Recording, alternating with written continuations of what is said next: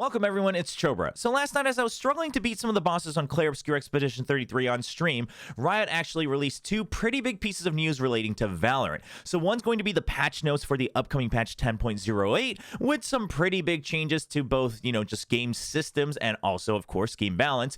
But on top of that, they had a little message for us celebrating the 5-year anniversary of Valorant, coming from, of course, the Valorant studio lead, Anna Donlan. And in there, they snuck in a little piece of news about the replay system. So just wanted to go over this with all of you and kind of share what's coming up. So let's start with the patch notes. 10.08. You can look at the highlights through this graphics, but it's always nice to kind of go through the details. We'll get to the agents here in a bit, but first I want to talk about the client updates, because the big one here is going to be gifting now being available. This is a feature that a lot of people have been asking for. Of course, it just kind of makes sense to have, right? You're playing with your friends. Maybe you want to give a birthday present through Valorant. You want to buy them the new skin bundle or whatever, right? Maybe you got a bonus on your paycheck and then you're able to buy that for your friends, or I don't know, maybe you lost a bet, who knows. So this is a nice feature to have, and we just ran our Nongshim bundle giveaway, so shout out to everyone who participated. We will be reaching out to the winners soon. I'll be drawing that today and reaching out. And when people told me on stream that this was happening on the next patch, I was like, oh, this will make the giveaway easier. That's not quite true. There are some limitations. It looks like they want to kind of take things slow step by step and probably gauge how this is being used, and also probably all the back-end stuff that they need to take care of. So right now, you can use the gifting feature for select featured store bundles. Now, that would indicate that those are kind of the big banners, right, on the main screen of your store, like usually the new skin bundles that come out, or, sometimes they do kind of those run it back packages or something like that. So if you want more details, you can go to the player support site, and they have a direct link to the page here on the patch notes.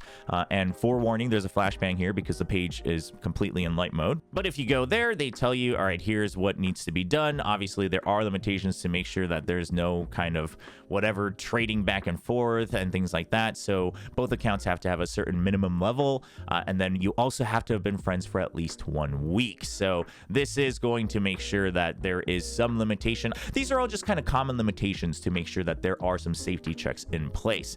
There are limits to how many you can send, and of course there are going to be some regional and server limits. But let's get to the meat of things for those of us who care about the balance of the game and also how this impacts VCT. So there are some changes for 3 agents, namely Brimstone. This is more of a kind of quality of life or UI change, you could say. The audio has been updated for Brim's Molotov. Now, there is a sample video that showcases what the difference is. It is significantly louder, and for those of us maybe who play with louder audio on for the effects, right, where you like to really just focus on the audio of the game, it might be a little bit really loud now. But one thing I know this will impact is going to be in pro play. Players should have an easier time hearing it, like inside smokes and stuff where everything is going on, because obviously on pro play on stage you have things like white noise, you have comms, you've got the crowd, everything. So maybe we will see just a few less kind of accidental jumping into the smoke and realizing there's a molly and dying and things like that. Then there's the questionable change,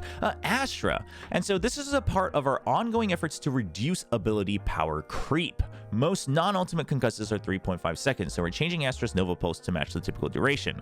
So it is getting nerfed. I don't remember the last time I saw someone getting stunned by the Nova Pulse. I don't quite remember the last time I've used it. I like the direction. It just kind of feels bad for Astra because it's like, Nova Pulse is the forgotten ability. So I just hope, this is my personal hope, that they're putting this out now because it's on like top of mind, and they're like, okay, you know what, we gotta make sure this is all in line before we start updating everything else around concusses and things like that. So maybe this is part of a setup for a bigger change for concusses in general, right? Cosmetic stuns. But also, perhaps this is done now because it's top of mind, and then there will be other changes to Astra to make sure that there is some meaning to Nova Pulse. Because to me, the whole point of Nova Pulse and how Astra works is that your stars can be used for anything. I do wonder if there is going to be follow-up for this, but for now it kind of feels bad. So hopefully this is something that they review in the future for concusses in general. Next, let's talk about Yoru. This is absolutely the biggest change when it comes to the game right now for this patch. Yoru's Dimensional Drift, that's the ultimate, is a powerful ultimate that requires a lot of opponent attention. So they're standardizing the duration to similar ultimates. Okay, so again, trying to keep things in line with power checks. I do like that they're doing this actively, because otherwise there will always be power creep in a character-based game, but you're trying to minimize optimize this ahead of times rather than, you know, it getting out of hand and being like, okay, well, we're just gonna have to rework every agent from the beginning. There's two big changes. The duration will be reduced by 2 seconds, which is a pretty long time, and then the point cost will go up by 1. Now, the point cost, I think, absolutely, I think it's deserved. I think especially now that people have gotten good with Yoru and with how the meta has changed with the addition of things like Teho, you have really been able to use this a little bit too much, right? I mean, we've seen games where you're able to snowball like 3 or sometimes 4 ultimates if you're really snowballing the game, and that has helped to really kind of intensify the snowball effect even more in pro play. So up to 8, I think, is going to be a pretty good balance. You know, it's not going to make it weak or anything like that. It doesn't make it useless, but you're not going to be able to just constantly go for your ult after your ult after your ult. However, the duration, now I still think this is deserved, but I think it's bigger than some people might feel. I think most people are like, yeah, this is a pretty strong ultimate. That sounds good. But 2 seconds is going to make the difference between like being able to sit back safely in mid on some maps and then sending it and clearing the entire site for your team, things like that. Or it's going to take away from doing, you know, being able to do things like going up into B heaven on split and then taking your gate crash over to A and still clearing that site, like really selling the fake because you've spent so much time on the B site and then you're still in your ultimate to clear out the other side. So I think it's going to really put a little bit more risk reward, but it is much more of a, hey, work off of this ultimate immediately, try to get your value a little bit more immediately. We've also have seen a surprising number of players who still kind of mistime the end of their ults, right, on when they have to pop out. So maybe we'll see a couple of those mistakes happen a bit more in the beginning part of this cycle at Masters Toronto, because it's 2 seconds. It's gonna take a little bit getting used to, like, oh shoot, right, I have to like pop out now. I'm forced to leave the other dimension. Now, there are a couple other big ones. So obviously, you know, silly things like barrier mesh being able to use to be boost players. I think that's been around since her release, actually, but perhaps it just wasn't a priority. It didn't happen that often. Now, big bug fix for Vice. Fixed an issue where Vice's Steel Garden, that's her ult, warning indicator, did not properly match the debuff area. Obviously, we just saw a case of this in one of the pro matches, so very unfortunate. But notably, I see everyone talking about this because it's top of mind in that 100 Thieves match, but then there's fixed an issue where there was no danger indicator for players running through Armageddon from the backside. Justice for my boy Governor, who, by the way, is taking a break because of injury. So hopefully speedy recovery for him, because I'd love to see him back in pro play to some capacity if he still has the mind for it. But everyone's, and it's not just him, by the way. We saw this happen a number of times where we're like, okay, it's probably like people have speculated it's because of the, you know, how it looks on the minimap, which that also hopefully they fixed, because I do think it's still a little bit unclear. Not just the minimap, but like your radar where you place it, it kind of starts ahead of that ever so slightly.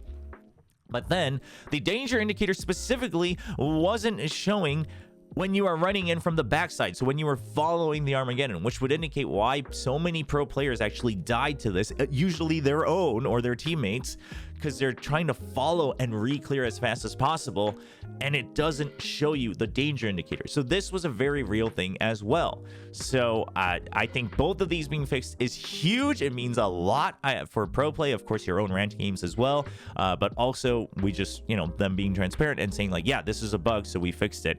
So hopefully it's properly fixed. Now, in addition to all this, I mentioned that they also had a nice message for us from the Valorant studio lead, Anna Donlin, and a lot of it is just kind of nostalgia messages and celebrating what they've done.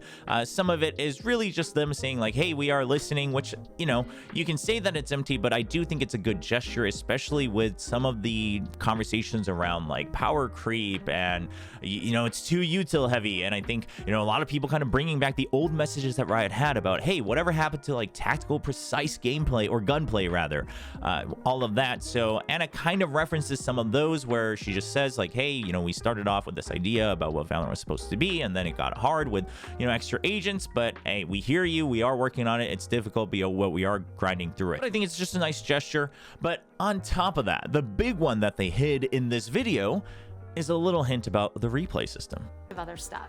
I mean, we are really hoping to get a version of replays out to you around Champs time. Around Champs time.